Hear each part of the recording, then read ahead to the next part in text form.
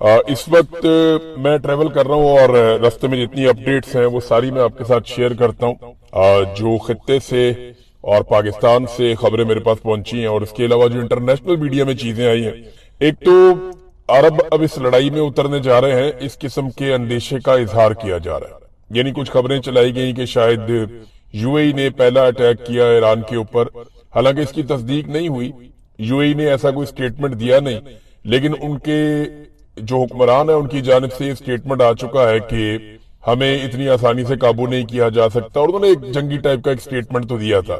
یہ اسرائیلی سورسز سے خبر آ رہی ہے، اسرائیل کی پوری خواہش ہے کہ کچھ بھی کر کے عرب ممالک کو اس لڑائی کے اندر اتارا جائے۔ اسی سلسلے میں سعودی عرب نے پاکستانی فیلڈ مارشل کو طلب کیا تھا، انہیں بلا کر یاد دلایا گیا کہ آپ نے ہمارے ساتھ ایک دفاعی معاہدہ کیا تھا جس پہ آپ کو کافی پروٹوکول بھی دیا گیا تھا۔ پھر دوسری بات یہ ہے کہ پاکستانیوں کو یاد دلانے کی ضرورت نہیں ہے کہ سعودی عرب کے اربوں ڈالر ہمارے اکاؤنٹس میں پڑے ہوئے ہیں، ہم ان سے ادھار تیل بھی لیتے رہتے ہیں، تو بہت سارے احسانات ہیں، تو وقت آ گیا کہ اب ان کی بات مانی جائے۔ اب معاملہ یہ ہے کہ اگر عرب ممالک اس لڑائی کے اندر اتر جاتے ہیں تو سب سے بڑا بینیفیشری کون ہوگا؟ عرب ممالک اگر اس لڑائی میں اترتے ہیں تو سب سے بڑا بینیفیشری ہوگا اسرائیل، اسے فائدہ ہوگا اس لڑائی میں جس میں وہ اکیلا پڑتا جا رہا ہے۔ ڈونلڈ ٹرمپ کے لیے بڑی مشکلات امریکہ میں پیدا ہو چکی ہیں، نیتن یاہو کے لیے بڑی مشکلات پیدا ہو چکی ہیں، پہلی مرتبہ اسرائیل کو اتنی مار پڑ رہی ہے اور اتنے بم اسرائیل میں گر رہے ہیں کہ اس سے پہلے کبھی ماضی میں ہوا نہیں، کبھی کسی نے سوچا بھی نہیں تھا کہ ان کے ساتھ یہ ہوگا۔ اب اگر اسرائیل کے ساتھ عرب ممالک اس لڑائی میں اتر جاتے ہیں تو سب سے بڑا بینیفیشری ہوگا اسرائیل، سب سے بڑا لوزر کون ہوگا؟ یعنی جس کو سب سے زیادہ نقصان ہوگا اگر عرب ممالک کا ایران کے ساتھ جھگڑا ہو جاتا ہے یا وہ اس لڑائی میں براہ راست اتر جاتے ہیں تو وہ ایران کے بعد پاکستان ہوگا۔ دیکھیں نقصان تو سارے خطے کا ہوگا نا، لیکن پاکستان کو بہت نقصان ہوگا دونوں صورتوں میں۔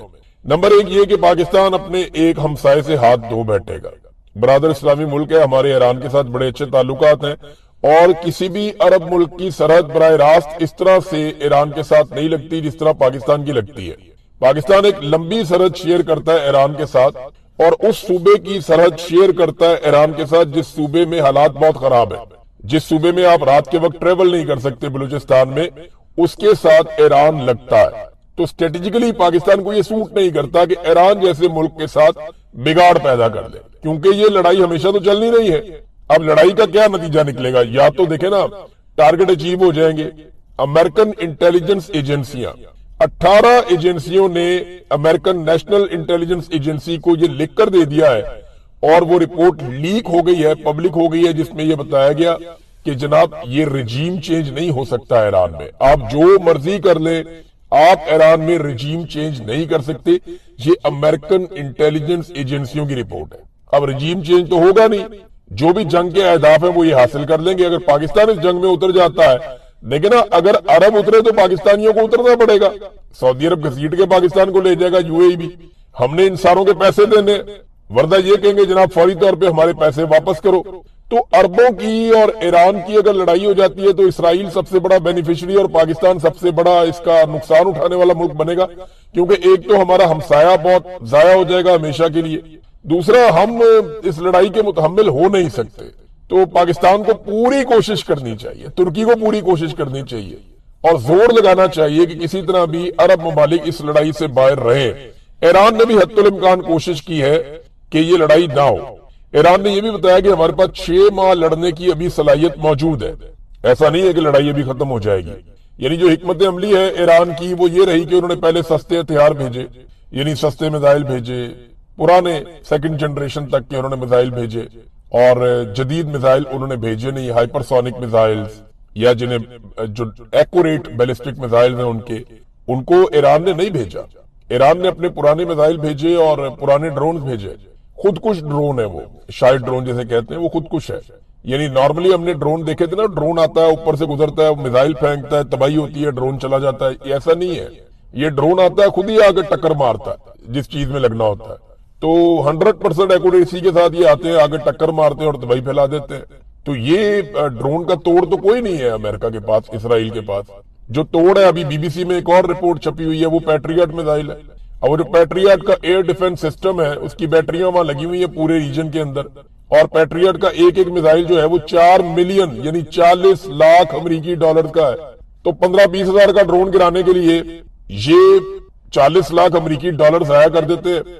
اور 800 کے قریب انٹرسپٹرز مار چکے ہیں یہ ابھی تک، 800 کے قریب. یہ رپورٹیں چھپ چکی ہیں عالمی میڈیا میں. تو 800 انٹرسپٹرز کا آپ کو مطلب پتہ ہے؟ یہ جو پیٹریٹ کے میزائل ہیں یہ 4 ملین ڈالر کا ایک ہے، 800 یہ مار چکے ہیں. آپ خود ہی کیلکولیٹ کر لیں کہ کتنا نقصان ہو گیا اب تک امریکہ کو، عرب ممالک کو اور اسرائیل کو. اور یہ لگاتار ہوتا چلا جا رہا ہے، لگاتار ہوتا چلا جا رہا ہے. تو ایران کی حکمت عملی یہ تھی کہ انہوں نے ان ہتھیاروں کے ذریعے سے جو دفاعی صلاحیت ہے میزائلوں کو روکنے کی وہ کمزور کر دی پورے ریجن میں.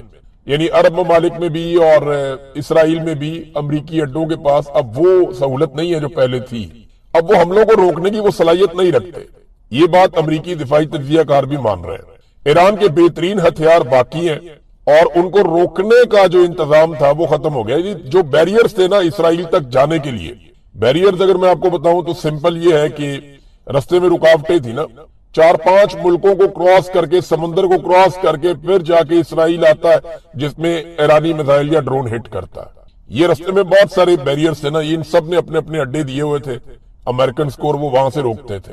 اب معاملہ یہ ہے کہ وہ روکنے کی صلاحیت یا تو ختم ہو گئی یا بہت کمزور ہو گئی.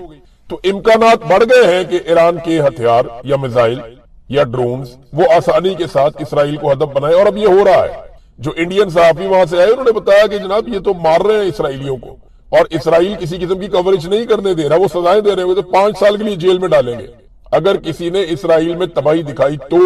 نیتن یاہو تباہی کو روک نہیں پا رہا لیکن تباہی کے مناظر کو روکنے کی کوشش کر رہا ہے.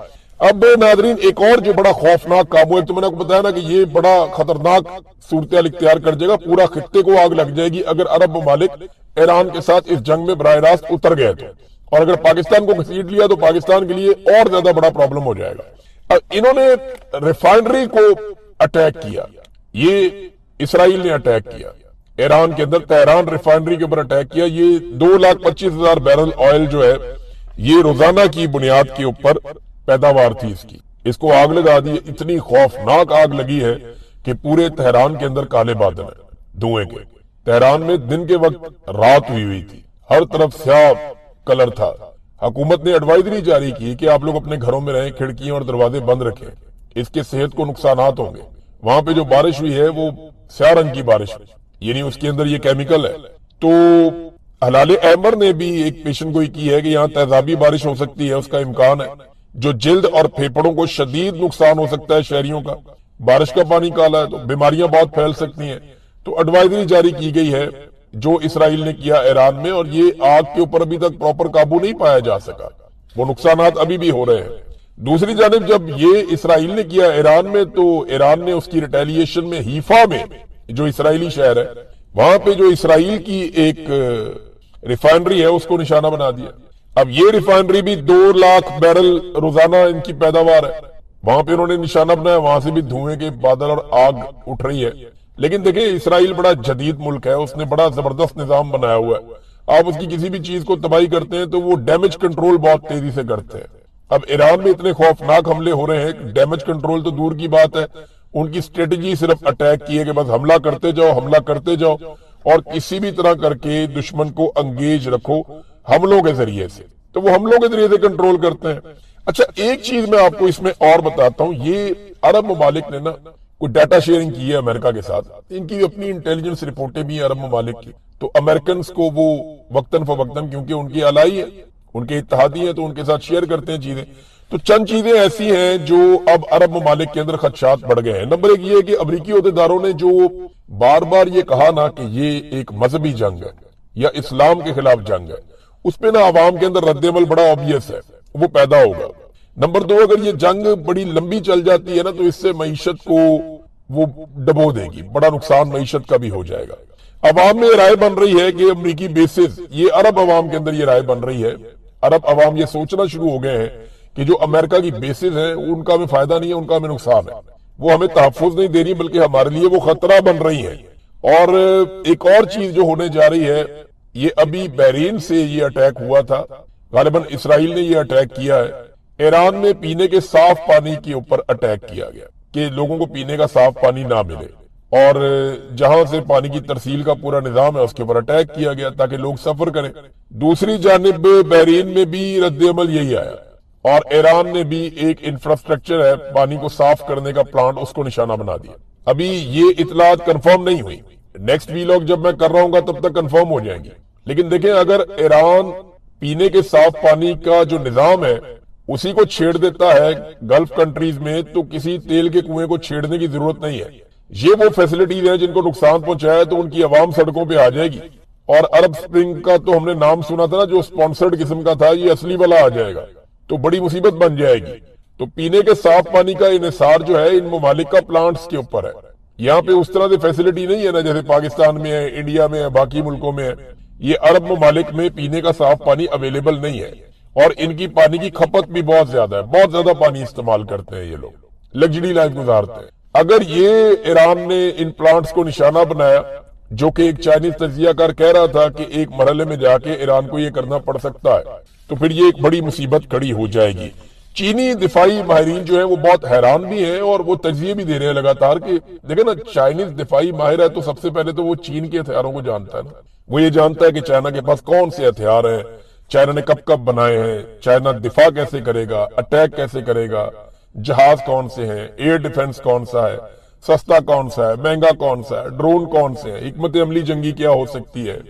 چائنا کے پاس دنیا کی سب سے بڑی فوج ہے تعداد کے نقطہ نظر سے، اب ہتھیار بھی بہت ہیں ان کے پاس، وہ ایکسپورٹس میں اور باقی چیزوں میں امریکہ سے آگے نکلتے جا رہے ہیں، پوری دنیا میں ان کے کاروبار کا پھیلاؤ بھی زیادہ ہے۔ اب جو چائنا کے دفاعی تجزیہ کار ہیں وہ امریکہ کی بے عزتی کر رہے ہیں، وہ یہ کہہ رہے ہیں کہ امریکہ کی جو فوج ہے وہ پچھلی صدی کی فوج ہے، یعنی وہ پرانے طریقوں سے لڑ رہی ہے، ان کے ہتھیار جو ہیں وہ آؤٹ ڈیٹ ہو چکے ہیں، ان کی ٹیکنالوجی فرسودہ ہے، پرانی ہے، اور امریکہ اور اسرائیل بہت بری طرح ایکسپوز بھی ہو گئے ہیں، ان کی جنگی حکمت عملی بھی وہ نہیں ہے جو جدید دور کے تقاضوں کے مطابق ہو۔ تو امریکہ نے اپنی مت کھو دی ہے، یعنی جو لگتا تھا نا چودھری ہے جو کہے گا وہ ہو جائے گا، وہ چودراہٹ امریکہ کی بڑے خطرے میں پڑ گئی۔ اور یہ چائنیز تجزیہ کار نہیں، دنیا بھر میں لوگ کہہ رہے ہیں، رشیا بہت خوش ہے کہ امریکہ کو ہم اوور ایسٹیمیٹ کر رہے تھے، یہ تو ویسا نکلا ہی نہیں جیسا سوچا جا رہا تھا۔ اب دیکھیں خبریں اس طرح کی پھیلائی جا رہی ہیں اور ان سے تاثر دیا جا رہا ہے کہ بہت ہی طاقتور ہیں، یعنی پاکستان کے اندر آپ کو یاد ہے امریکن کمانڈوز آئے تھے، وہ اسامہ بن لادن کو اٹھا کے لے گئے تھے۔ اس میں امریکن کمانڈوز کا کمال نہیں تھا، یہ پاکستانی فوج کا کمال تھا جنہوں نے روکا نہیں انہیں۔ اگر ہم وہ 2 ہیلی کاپٹر ہی آ رہے تھے نا، آپ انہیں روک لیتے، آپ انہیں وہاں گھیر لیتے، آپ ایئر فورس کے طیارے اڑاتے، آپ انہیں واپس نہ جانے دیتے۔ لیکن امریکن کمانڈوز آئے، پاکستانی گورنمنٹ نے اس وقت تالیاں بجا کے مبارکباد دی، اور وہ اسامہ بن لادن کو اٹھا کے لے گئے مار کے۔ اسی طرح وہ گئے وینزویلا میں، وہاں جا کے انہوں نے مادورو کو اٹھایا، وہاں پہ بھی اندر غدار تھے، مادورو کو اٹھا کے وہ لے گئے وینزویلا کے صدر کو۔ تو امریکہ کا کانفیڈنس بڑا ہوا تھا، کیونکہ وہ ایک فکس میچ کھیل رہا تھا، نورا کشتی کر رہا تھا، جیسے WWF میں ہوتی ہے نا، جھوٹی موٹی مارتے ہیں ایک دوسرے کو۔ تو امریکہ کی موجیں لگی ہوئی تھی، دنیا میں اس کی چودراہٹ قائم تھی۔ اب یہاں پہ ایران میں وہ کہتے ہیں اسی طرح کا ایڈونچر کرنا ہے، ہم نے وہاں سے یورینیم اٹھانی ہے، جو 60% تک انہوں نے پیوریفائی کی ہوئی ہے افسودہ یورینیم، جس سے ایٹم بم بنا سکتا ہے ایران، اس کی مقدار ہے 450 kg لگ بھگ۔ وہ امریکن مرینز جائیں گے جی، اور وہ جا کے وہاں سے اسپیشل فورسز وہ اٹھا لیں گی۔ اب اس قسم کے معاملات پہ غور کیا جا رہا ہے، یہ پاسبل ہے کیا؟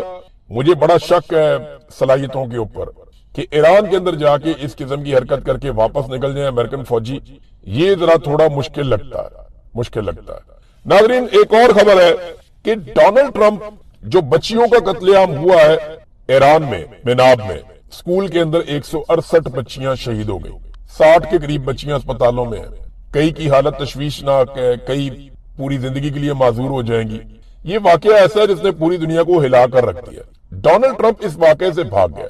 ڈونلڈ ٹرمپ سے جب صحافی نے سوال پوچھا تو اس نے کہا جی ہم نے تو یہ کیا ہی نہیں، یہ تو ایران نے کیا جو میں نے دیکھا ہے، اس کے ہتھیار ٹھیک نہیں ہے، وہ غلط جگہ جا کے نشانہ لگا لیتے ہیں۔ بھئی ایران اتنے ایکوریٹ نشانے لگا رہا ہے کہ آپ کی ساری بیسز پہ اس نے ٹکا کے مارے، اور یہ بچیوں کے سکول پہ ایران نے اٹیک کر دیا، یہ امریکہ کہہ رہا ہے۔ تو اس کے بارے میں آپ کو ایک ثبوت دیتا ہوں کہ 28 فروری کو صبح کے وقت 9:45 پہ جب اٹیک ہوا تھا امریکہ کا اور اسرائیل کا ایران کے اوپر، اس کو نام دیا گیا تھا آپریشن رورنگ لائن، دھاڑتا ہوا شیر، یہ انہوں نے اس کو نام دیا تھا۔ اس میں شہادتیں ہو گئی تھی بچیوں کی بھی، خامنائی کے اوپر بھی اٹیک کیا گیا تھا۔ اب یہ جو اٹیک کیا گیا تھا اس کے بعد ایران نے جواب دیا تھا، یعنی بچیوں کی شہادتیں پہلے ہو چکی تھی، خبر آ چکی تھی، شروع میں جو خبر آئی تھی نا اس میں یہ تھا کہ 5 یا 6 بچیاں شہید ہو گئی ہیں، پھر خبر آئی تھی کہ نہیں وہ 20 کے قریب ہے، پھر وہ بڑھتے بڑھتے پتا چلا کہ یہ تو 100 سے زائد ہے، اور پھر پوری دنیا کا دل دہل گیا جب پتا چلا کہ 168 بچیاں جو ہیں وہ شہید ہو گئی ہیں، 168 ان کو اکٹھا دفنایا گیا۔ اب ٹرمپ کو یہ پتا ہے کہ یہ بہت بڑا جنگی جرم ہے، وہ اس سے بھاگنے کے لیے اس کو ایران پہ ڈال رہا ہے، لیکن سارے شواہد موجود ہیں اور یہ معاملہ ٹرمپ کو لے کے بیٹھ جائے گا اگر عالمی عدالت میں کل کو یہ کیس یا معاملہ چلتا ہے تو۔ ٹرمپ اب بچیوں کی شہادت کے معاملے سے بھاگ رہا ہے، وہیں پہ امریکی وزیر دفاع کھڑا تھا، اس سے پوچھا، اس نے کہا جی ہم تحقیقات کر رہے ہیں، ٹرمپ کہتا نہیں یہ ایران نے مارا، ہم نے نہیں مارا۔ ایران نے ابھی تک سویلینز کو، خواتین کو، بچوں کو نشانہ نہیں بنایا، جہاں پہ بھی ایران نے اٹیک کیا ملٹری انسٹالیشنز پہ اٹیک کیا، ہاں کیونکہ ابھی اسرائیل کے اندر سے کوئی مناظر نہیں آ رہے، کوئی تصاویر نہیں آ رہی، کوئی تفصیلات نہیں آ رہی، اور نیتن یاہو سارے معاملے کو چھپا رہا ہے، تو تب پتا چلے گا کہ اسرائیل کے اندر سویلینز کا کتنا نقصان ہوا ہے۔ سی این این نے ایک رپورٹ جاری کی، وہ رپورٹ یہ دکھاتی ہے کہ کس طریقے سے عراق جنگ میں 2004 میں آپ کو یاد ہوگا عراق جنگ ہوئی تھی، جب امریکہ ساری دنیا کو لے کر عراق کے اوپر چڑھ گیا تھا کہ صدام حسین کو پکڑو، اس کا رجیم چینج کرو اور عراق کو قابو کرو، اور اس کی وجہ یہ تھی وہ کہتے تھے یہاں پہ ویپنز آف میس ڈسٹرکشن، وہ یہاں پہ کوئی کیمیائی ہتھیار ہے، وہ بہت بڑی تباہی پھیلا دیں گے تو پکڑو، کوئی کیمیائی ہتھیار تو ملا نہیں، پورے عراق کو تباہ کر دیا۔ آج بھی عراق کے اندر آگ لگی ہوئی ہے، امریکنز عراق میں سے بھاگ رہے ہیں اپنی کمپنیاں چھوڑ چھوڑ کے، اور وہاں کی ملیشیاز پھر ایکٹیو ہو گئی ہیں، وہ امریکی اثاثوں کو وہاں پہ جلا رہے ہیں، ان کو نقصان پہنچا رہے ہیں۔ اب سی این این نے رپورٹ دکھائی کہ 2004 میں اس وقت کی جو امریکی حکومت تھی اس کے جو بیانات تھے ایگزیکٹلی ویسے ہی بیانات آج کی جو امریکی حکومت ہے وہ دے رہی ہے۔ اندازہ کریں 22 سال گزر گئے، نہ امریکہ کے بیانات بدلے، نہ طریقہ کار بدلا، نہ پالیسی بدلی، اور نہ ہی ان کے بیانات اور ہتھیار بدلے، یعنی جس طرح انہوں نے اس دور میں کیا تھا بالکل ویسے ہی اس دور میں بھی کر رہے ہیں، کوئی فرق نہیں ہے۔ اور سی این این ایکسپوز کر رہا ہے، لگاتار ایکسپوز کر رہا ہے۔ ایرانی صدر نے خفیہ مقام سے ایک پیغام دیا، وہاں پہ ان کے ساتھ ایک غالباً انجینئر یا سائنٹسٹ بھی کھڑے تھے، اور پیچھے کچھ ہتھیار نظر بھی آ رہے تھے، تو ایرانی صدر کو اب محفوظ کیا گیا ہے کیونکہ وہ نشانہ بنا رہے ہیں اسرائیلی اور امریکنز۔ تو انہوں نے کہا امریکی صدر نے غلط کیا، میرے بیان کا غلط مطلب لیا، 168 معصوم بچوں کا قتل کیا گیا، غزہ میں 60,000 قتل کر دیے، اور یہ بے شرمی امریکہ اور اسرائیل نے کی ہے۔ پھر کہتے ہیں ہم ایرانیوں کو قتل نہیں کرنا چاہتے، حملہ آوروں کا ہم ڈٹ کر مقابلہ کریں گے، طاقت کے ساتھ ان کو جواب دیں گے۔ ہم نے جو معافی مانگی وہ صرف خطے کے عوام سے ہے جو ان تنازعات سے پریشان ہو رہے ہیں، یعنی ہمارے برادر اسلامی ملک جو ہیں ان کے جو عوام پریشان ہو رہے ہیں ان سے ہم نے معذرت کی تھی، اور ساتھ انہوں نے کہا خطے کے ممالک ہمارے دوست ہیں، ہمارے بھائی ہیں، مگر جہاں سے حملہ ہوگا وہاں ہم جواب ضرور دیں گے۔ اور یہ دونوں الگ الگ چیزیں ہیں، سمجھیں اس کو اور سمپلیفائی کر لیتے ہیں۔ آج ایک آپ کا گھر ہے اور ایک سامنے دوسرے بندے کا گھر ہے، آپ کا ایک دشمن آتا ہے دوسرے بندے کے گھر کی چھت پہ چڑھتا ہے اور آپ کے گھر پہ اینٹیں مارنا شروع کر دیتا ہے، آپ نکلتے ہیں اس کا دروازہ کٹکھٹاتے ہیں، آپ کہتے ہیں یار اس کو منع کرو، یہ اوپر سے اینٹیں مار رہا ہے ہمارے گھر میں، تو وہ کہتا ہے جی میں اس کو منع نہیں کر سکتا اور میں اس کو اجازت نہیں دوں گا، لیکن وہ پھر اینٹیں مارتا ہے آپ کو، آپ پھر جاتے ہیں جائے کہتے ہیں جناب یہ کیا ہے یار، آپ کے چھت سے چڑھ کے مجھے مار رہا ہے اینٹیں، آپ واپس اینٹ مارتے ہیں تو وہ آپ کے گلے پڑ جائے، وہ آپ کو یہ کہے جناب آپ میرے گھر پہ اینٹ کیوں مار رہے ہیں، بھئی لگاتار آپ کے گھر میں وہاں سے اینٹیں ماری جا رہی ہیں۔ تو یہ میں سمپل کر کے آپ کو بتا رہا ہوں، بالکل سمپل کر کے آپ کو بتا رہا ہوں، یہ ہو رہا ہے اس وقت ایران اور سعودی عرب کے بیچ میں۔ بہرحال انہوں نے کہا جی کہ یہ دونوں الگ الگ چیزیں ہیں، یہ ہمارے بھائی ہیں، لیکن جہاں سے اٹیک ہوگا وہاں پہ ہم جواب دینے کے پابند ہیں، وہ ہم جواب دیں گے۔ ہمیں مل کر اسرائیل اور امریکہ کو یہ موقع نہیں دینا چاہیے کہ وہ ہمیں آپس میں لڑوا سکیں، اس بات کا خطرہ ہے کہ وہ ہمیں آپس میں لڑوا دیں گے۔ اب ناظرین میں آپ کے سامنے ایک پکچر پاکستان کے اندر سے رکھتا ہوں بالکل آخر میں، اور یہ بہت امپورٹنٹ ہے، آپ نے غور سے سننا ہے۔ یہ ٹاؤٹس، یہ بے شرم لوگ جو پاکستان کے اندر ہیں، 2 روپے کا پٹرول بڑھتا تھا نا جو تتے توے کے اوپر بیٹھ جاتے تھے، یہ جمہورے بنے ہوئے تھے اس دور میں انقلابی سارے بے شرم۔ یہ میں ابھی وہ رضا ربانی صاحب کو میں سن رہا تھا، وہ 2 روپے کے اوپر وہ پہلے ڈالی تھی کھڑے ہو کے وہاں پہ، اس قسم کے انہوں نے اسمبلی کے اندر بھاشن دیے تھے، میں حیران ہو گیا تھا۔ وہ پیپلز پارٹی بے شرم، منہ ہی نہیں کھلتا کسی کا، بلاول کدھر غائب ہے؟ وہ 55 روپے لیٹر پٹرول بڑھ گیا، باہر نکل بھائی، ویلکم ٹو پرانا پاکستان، بیڑا غرق کر دیا پاکستان کا تم لوگوں نے مل کے جرنیلوں کے ساتھ۔ یہ اب میں آپ کے سامنے وہ ڈیٹا رکھ رہا ہوں کہ ان کو لتر مارنے چاہیے قوم کو نکل کے، یہ کہتے ہیں جی ہم نے پیٹرول کی قیمت بڑھائی کیونکہ دنیا میں بڑھ گئی. اب بتاتا ہوں دنیا میں کتنی بڑی ہے اور ہماری کتنی بڑی ہے. یہ میں آپ کو ڈیٹا کے ساتھ بتا رہا ہوں, یہ چارٹ بھی آپ دیکھ لیں, یہ اسپیشلی آپ کے لیے بنا ہوا ہے.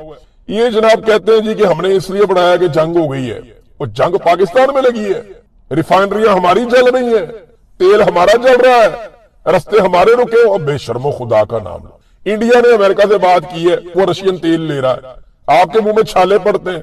آپ نے تو جا کے صرف امن کا نوبیل انعام دینا اور آپ نے کچھ نہیں کرنا.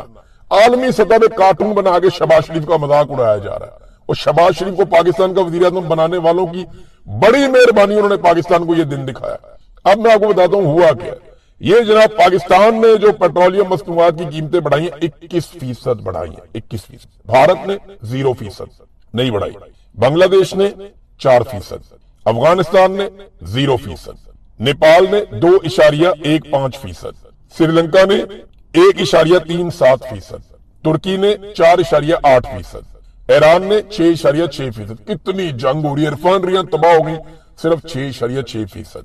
سعودی عرب نے 6.4%, یو اے ای نے 4.6%, چائنا نے 5%, یو کے نے 3.9%, جرمنی نے 3.8%, امریکہ نے 5.8%, اور پاکستان نے 21%. فڑے منہ ہر اس ٹاؤٹ کے منہ کے اوپر جو بیٹھ کے یہ کہتا ہے کہ جناب جنگ ہے, حالات ہیں, اور 20 روپے کی لیوی کون لیتا ہے, اور پہلے ہی 158 روپے کا پیٹرول ہے.